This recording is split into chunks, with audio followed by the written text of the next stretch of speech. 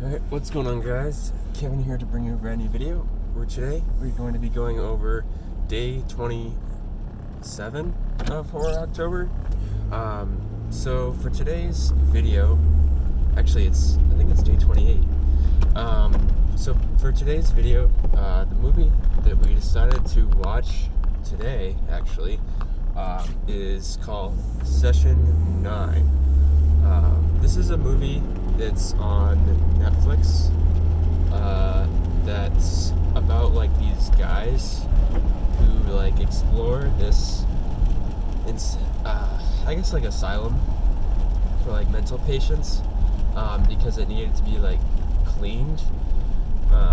So essentially it's like this whole like group of like cleaning people who are there, and like there's this weird like plot about them trying to like I don't know, compete with this other company or these other companies who are trying to like get like a bonus for cleaning the place.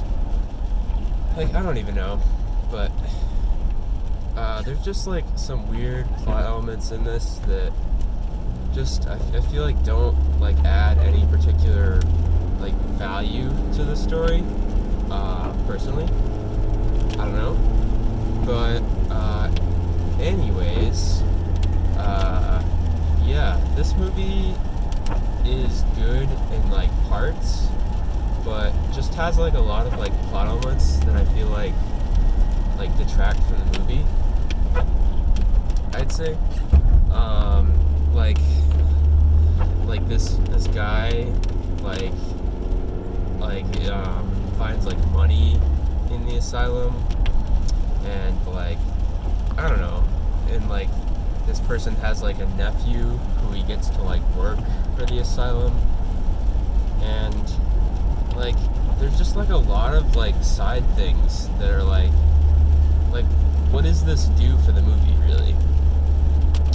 And like there is like a pretty decent like twist towards the end, which kind of like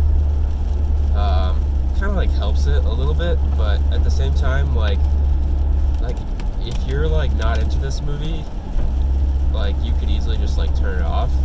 But like if you stay tuned in until the end, there is like a little bit of a twist that kind of like helps it out a little bit. And essentially there was like this set of like tapes that they found, that this one guy Mike found, and I don't even know why he was listening to these tapes, but like he listens to these tapes, and it's basically about this person with like multiple personality disorder, kind of interesting, who has like an alter ego that's like bad, and as a result of that, this alter ego is like a entity, I guess, who takes over one of the bodies of one of the people, Gordon, and it wasn't found out until the end that Gordon had actually been killing all of his coworkers, and also had killed his wife, his dog, and his baby child. So we didn't know that until the very end, or at least I didn't. There was no sign that would get you to like pick up on it, I think. But yeah, kind of a surprise, but still at the same time, story, like whole movie in general, not that good, and kind of a letdown. And like there's just like a lot of like fucking cliches in this movie. It's just like riddled with cliches.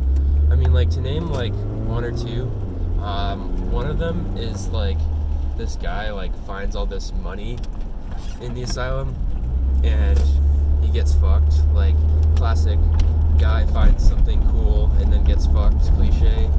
Like, and then like this kid Jeff thought he saw Hank, the guy who got fucked when he found the money, and then Phil is like, I don't believe you, how could that be true? like classic guy doesn't believe the other guy cliche.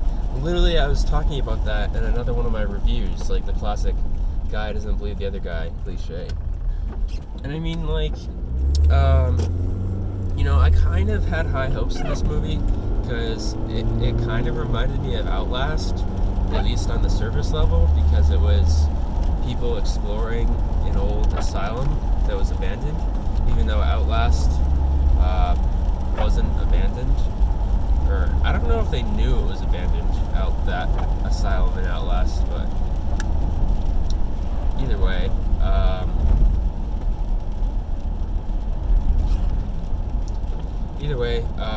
yeah, they explore this, and it turns out it's a lot different than Outlast could ever even think of being. One, because it's a group of people exploring the asylum, and two, because there's nothing really haunted per se in this asylum.